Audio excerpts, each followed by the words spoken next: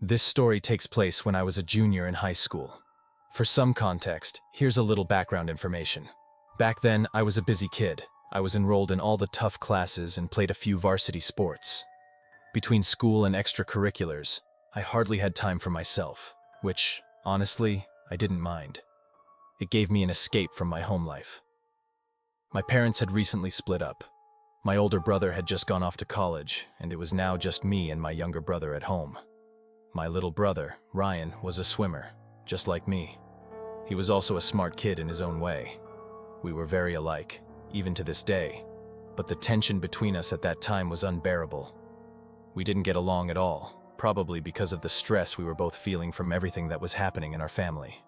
It was one of those cold, wet winter days in the Midwest. After school and swim practice, I still had a mountain of homework to tackle. I had to write an essay for an advanced class, which I wasn't particularly excited about. When I got home, I dropped my swim bag by the door and looked around the house. It was empty. Dad must have been out with Ryan at his swim practice, as his club team trained right after the high school team finished. I grabbed a handful of Cheez-Its and headed down to the basement where my office was. The house was your typical two-story middle-class home with an unfinished basement. The basement was mostly concrete floors with random carpet squares, except for one room that had been turned into a small office. It used to be my dad's home office when he worked from home, but now it was mine, and the family called it Ethan's office. I made my way through the cold basement to my little space, switched on the harsh fluorescent light, and settled in. It felt like any other night after practice. I had a few hours of homework ahead of me, so I turned on the computer and got to work. I was trying to write about the concept of hedonism in The Picture of Dorian Gray, a topic that didn't exactly captivate me, but I had to get it done. After what felt like an hour of typing, I suddenly heard my little brother's voice calling from upstairs. "Ethan! Ethan, come up!" I instinctively yelled back, "Ryan, I'm working. What do you need?" It was normal for us to shout across the house, but then it hit me. I hadn't heard him come home. There was no response, just silence. A couple of minutes passed, and again I heard, "Ethan, Ethan, come up." Something felt off. I knew Ryan was supposed to be at swim practice, and if he needed help, he would have come down to get me. I called out again, asking if he was okay, but still got no response. I tried to shake it off and go back to my essay, but part of me knew I needed to check on him. I didn't want to get in trouble for ignoring my little brother if he really needed something. So I got up and bounded up the basement stairs, calling out, "Ryan, what's up? I'm busy." I walked around the main floor, looking for any sign that he was home, his shoes, his backpack, but there was nothing. I glanced outside, and sure enough, the driveway was empty. My dad must still be out picking him up from practice. Feeling satisfied that no one was home, I turned to head back to the basement. But then, I heard it again. "Ethan, Ethan, come up!" This time a chill ran down my spine. It didn't make sense. Ryan wasn't home, and if he really needed help, why wouldn't he come to me? I walked to the base of the stairs leading to the second floor and called out again. "Ryan, are you okay? What's going on?" There was a long, unnerving silence. Just as I was about to give up and go back to my homework, I heard his voice again, calm this time, not the sing-song tone he'd used before. "Ethan, Ethan, come up." My heart pounded in my chest. I couldn't understand what was happening. Was someone else in the house? Was this a prank? A break-in? None of it made sense. I decided to check it out, thinking maybe I was being paranoid, or maybe Ryan had come home without me noticing. I started climbing the stairs, each step slower than the last as my heart raced. Just as I reached the landing, I heard the familiar buzz of the garage door opening. I froze, then bolted back downstairs. I peeked through the window and saw my dad's car pulling into the driveway. Both my dad and Ryan got out of the car. My body felt like it had turned to stone as I watched them walk toward the house. I stumbled away from the window and collapsed onto the floor, overcome with a wave of emotion. Tears started pouring down my face, and I couldn't stop crying. Whatever had called out to me in my brother's voice wasn't him, and I didn't want to know what or who it really was.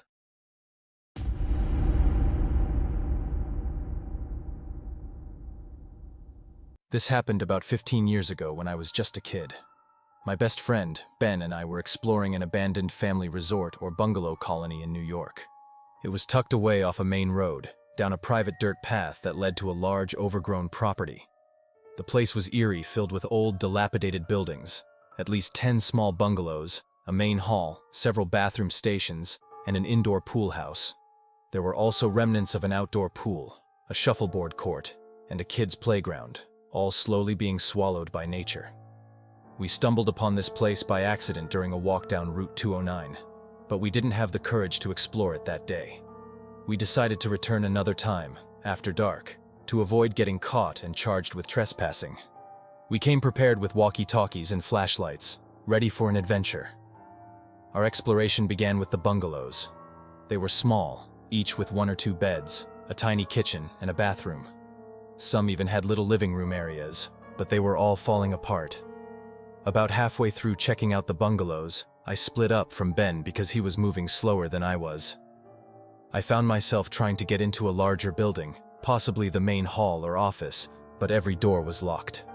Frustrated, I used my walkie-talkie to tell Ben that the big building was inaccessible, but he didn't respond. I assumed we were out of range and continued exploring on my own. After a couple of minutes, I came across one of the 2 bathroom buildings. It was small, around 400 square feet, with no doors, just big openings labeled for men and women. The signs were so worn out that they were barely legible. What immediately caught my eye were the strange red marks on the floor. I'm not going to claim they were bloody footprints, but I had no idea what they were, and I still don't to this day. The darkness inside the bathroom gave me a bad feeling, and for the first time that night, I was genuinely scared. I tried the walkie-talkie again, hoping Ben would answer this time. I pressed the button and asked, "Yo, where are you?" To my shock, I heard the telltale beep of the receiving walkie-talkie coming from inside the dark bathroom. My heart skipped a beat. I thought Ben must have been in there messing with me, which would explain the red-looking marks. I called out his name, but my voice only echoed off the bathroom walls. Convinced he was hiding and playing a prank, I stepped toward the bathroom entrance. Just as I was about to walk in, I heard Ben's voice call out, not from the bathroom, but from somewhere behind me, out in the darkness. I couldn't see him, but he obviously saw my flashlight. "I found your walkie-talkie," I yelled, stepping closer to the bathroom. "Don't go in there," Ben replied, his voice tense. "I never went in there." That was all I needed to hear. I turned and bolted from the bathroom, my heart racing. As I ran, I quickly pressed the walkie-talkie button, triggering the beep once more, and again, it came from inside the pitch-black women's room. Ben and I exchanged a panicked look for just a second before we both took off running, retracing our steps back to Route 209 as fast as we could. When we finally reached the road, we stopped to catch our breath. It was then that Ben told me what had happened to him. He had entered one of the bungalows and tried to reach me on the walkie-talkie, but I hadn't responded, likely because we were out of range. While inside, he heard a noise coming from the living area. When he turned around, his flashlight illuminated an older woman rushing toward him. Panicked, he dropped his walkie-talkie and flashlight and ran for his life. He didn't stop running until he saw my flashlight near the bathrooms. The only explanation we could come up with was that maybe a homeless person or drug addict had been squatting in the abandoned bungalow. Whoever it was must have grabbed Ben's walkie-talkie after he dropped it.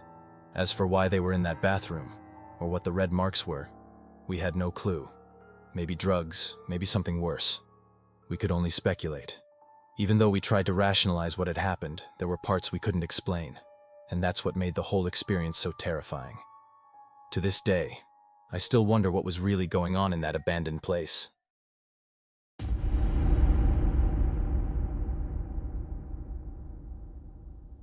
When my dad, around 50, got an African gray parrot, it was like a lifelong dream coming true for him. He had always loved parrots, so I was happy when he finally got one after his retirement. He named the bird Charlie. Over time, my dad taught Charlie a whole bunch of words, and Charlie even learned to understand the meanings of words like hello, what's up, food, thank you, and good. My dad passed away when he was 70, and my siblings and I had to decide what to do with Charlie. Neither my brother nor my sister wanted the responsibility of taking him, and their spouses weren't too keen on it either. But I couldn't stand the idea of giving Charlie to someone else. Charlie had been my dad's best friend, and it felt like he was one of the last connections I had to him. So I decided to bring Charlie into my home. I put Charlie's cage in the den, which is the lowest level of my house since I don't have a basement. Charlie can be a bit chatty, especially earlier in the day, but he usually quiets down in the evening. When he gets too noisy, I'll cover his cage with a blanket, and that helps him calm down. Most evenings, I hang out in the den, watching TV with Charlie nearby, then head to bed around 10 p.m. so he can sleep. That's how I came to take care of Charlie. I've been looking after him for 2 years now, so I know his habits well and can tell when something's not right. One night in December, around 11 p.m., Charlie started making unusual noises. I always sleep with my bedroom door open since I live alone, and I like to be able to hear what's happening in the house. Charlie squawking late at night was strange, and I could tell something was up. I went downstairs to check on him. He was wide awake, sitting on the lower perch in his cage. He looked at me and said things like, "Hello. What's up?" and his name. He was nodding his head and moving his whole body like he was dancing. I tried giving him some food, but he wasn't interested, so I covered his cage with the blanket, hoping it would calm him down. I went back to the kitchen, but I could still hear Charlie making noises, and I had a feeling he wouldn't stop. I had work the next day and couldn't afford to lose sleep, but I wasn't sure what to do. I'm still not an expert on birds, even after all this time. I went back downstairs and took the blanket off his cage. Charlie was still doing his dance and making distressed sounds. It finally clicked for me when I thought I heard a noise coming from the pantry closet near Charlie's cage. I walked over and put my hand near the light switch for the pantry, which has a glass panel on the door. When I turned on the light, I saw the outline of a person inside. My fight or flight response kicked in, and I chose fight. I flung the door open, yelling to get my adrenaline going, and pulled the man out of the pantry, throwing him to the ground.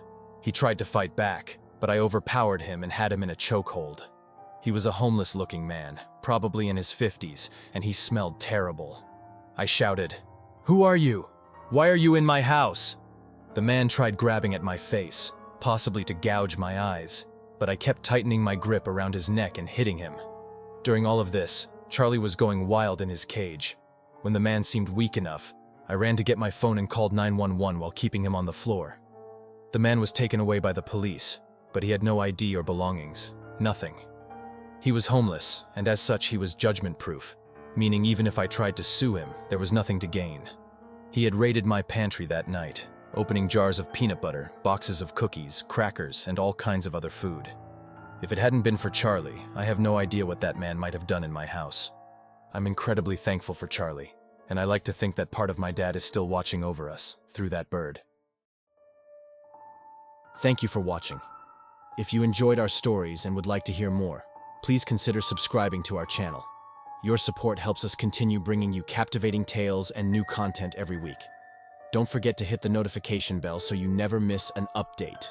We appreciate every one of you for being a part of our storytelling journey.